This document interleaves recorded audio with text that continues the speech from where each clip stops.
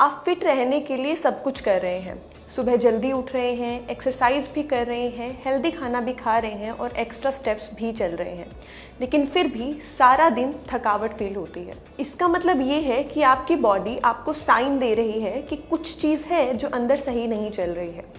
अब हम सब लोग अलग हैं, हम सब लोगों का मेटाबॉलिज्म भी अलग है। हो सकता है एक चीज़ खाने की वजह से अगर आपको गैस, ब्लॉटिंग, कॉन्स्टिपेशन या फिर एसिडिटी जैसी प्रॉब्लम हो रही है, वही सेम चीज़ अगर कोई दूसरा इंसान खा रहा है तो वो उसको ईजिली डाइजेस्ट कर पा रहा है। ऐसा इसलिए है क्योंकि ज़रूरी नहीं जिन चीज़ों को हम हेल्दी लेबल्ड कहते हैं वो आपके लिए भी हेल्दी हों। आपके लिए हेल्दी वही चीज़ें हैं जिन्हें आपकी बॉडी आराम से डाइजेस्ट कर पा रही है। इसलिए किसी और की सुनने की बजाय आपको अपनी बॉडी की सुननी है और पहले ये पता लगाना है कि आपको क्या चीज़ें सूट करती हैं। आयुर्वेदा के अकॉर्डिंग 2 ही चीज़ें होती हैं, good digestion and bad digestion. अब इसको और ज़्यादा अच्छे से समझने के लिए लेट्स टॉक अबाउट सन। जब सुबह सूरज निकलता है तो पूरे एनवायरनमेंट में हल्की सी गर्मी रहती है, राइट? पॉजिटिव एनर्जी रहती है, हल्की गर्मी रहती है। सेम उसी तरीके से हमारी बॉडी की जो जठर अग्नि है वो भी हल्की गर्म रहती है। यानी अगर आप सुबह सुबह कुछ बहुत हैवी खा लेंगे तो आपकी बॉडी उसको अच्छे से डाइजेस्ट नहीं कर पाएगी, इसीलिए ब्रेकफास्ट थोड़ा हल्का करना चाहिए।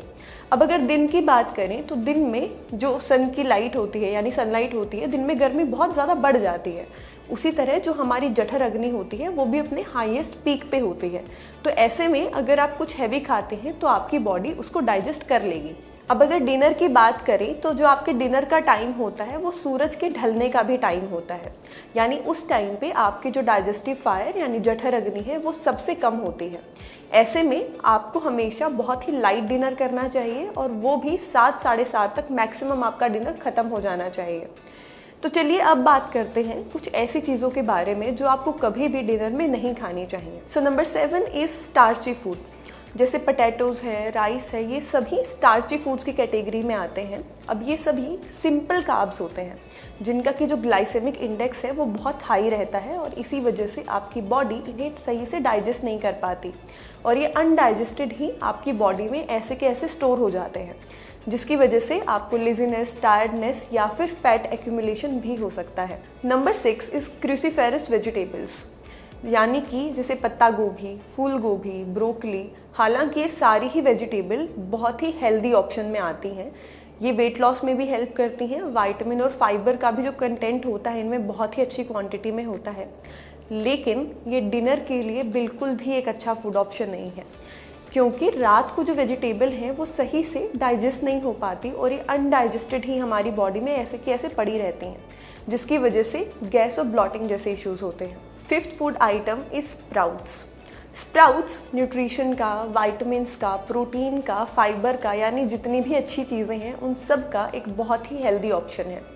लेकिन स्प्राउट्स, वो भी स्पेशली जो पल्सेस स्प्राउट्स हैं जैसे राजमा, चना, मूंग दाल, ये सब डाइजेशन में बहुत हैवी होते हैं और डिनर में तो इनको बिल्कुल नहीं खाना चाहिए क्योंकि आपकी बॉडी इनको डाइजेस्ट ही नहीं कर पाएगी, बट आप इन्हें ब्रेकफास्ट या फिर लंच में ले सकते हैं। 4th one is wheat. Wheat बहुत हैवी होती है और इसीलिए हमारी बॉडी इसे डाइजेस्ट नहीं कर पाती, खासकर डिनर के टाइम पे जब हमारी डाइजेस्टिव फायर अच्छे से काम भी नहीं कर रही है। इसको डाइजेस्ट करने के लिए हमारी बॉडी को बहुत मेहनत करनी पड़ती है और अगर ये सही से डाइजेस्ट नहीं होती तो ये हमारी बॉडी में आम प्रोडक्शन करती है, जिसकी वजह से जो न्यूट्रिएंट्स हैं उनका फ्लो ब्लॉक हो जाता है और साथ ही जो वेस्ट मटेरियल रिमूवल होना है बॉडी से वो भी ब्लॉक हो जाता है। 3rd one is red meat, यानी मटन और पोर्क। रेड मीट कैलोरीज में भी बहुत हाई रहता है और साथ ही इसमें फैट कंटेंट भी बहुत ज़्यादा हाई अमाउंट में रहता है और इसी वजह से ये डिनर के लिए बिल्कुल भी एक अच्छा ऑप्शन नहीं है। अगर आपका बहुत ही ज़्यादा खाने का मन है तो आप चिकन या फिर फिश खा सकते हैं क्योंकि वो भी आयरन, प्रोटीन, वाइटमिन्स के बहुत ही अच्छे सोर्स हैं। नंबर 2 इज़ मैदा। हालांकि व्हीट और मैदा में ज़्यादा कैलोरीज में डिफरेंस नहीं है, लेकिन फिर भी आयुर्वेदा में मैदे के लिए एकदम बिल्कुल ना बोला गया है। ऐसा इसलिए कि इसमें कोई हेल्दी कंपोनेंट तो होते ही नहीं है, साथ ही साथ उल्टा ये आपके इंटेस्टाइन में भी चिपक जाता है, जिसकी वजह से आपको बहुत सारे हेल्थ रिलेटेड इश्यूज हो सकते हैं। And last one and number 1 is curd. Curd को आयुर्वेद में अभिसंधि बोला गया है, यानी ये आम प्रोडक्शन करती है और साथ ही साथ हमारी बॉडी के चैनल्स को भी ब्लॉक करती है। इसीलिए आयुर्वेद में कर्ड को डिनर में लेने के लिए साफ मना किया गया है। तो कोशिश करिए जितनी भी चीज़ें मैंने आपको ऊपर बताई हैं वो सभी चीज़ें डिनर में बिल्कुल भी कंज्यूम ना करें। तो चलिए अब ऐसे कुछ फूड आइटम्स की बात करते हैं जिन्हें आप अपने डिनर में बिना सोचे समझे इंक्लूड कर सकते हैं और जो बहुत ही अच्छा ऑप्शन है। Number 1 is soup. न्यूट्रिशन का, प्रोटीन्स का, वाइटामिन्स का, फाइबर्स का एक बहुत ही अच्छा सोर्स है और डेफिनेटली बनाने में भी बहुत ईजी है। सेकेंड फूड ऑप्शन है रोस्टेड वेजिटेबल्स।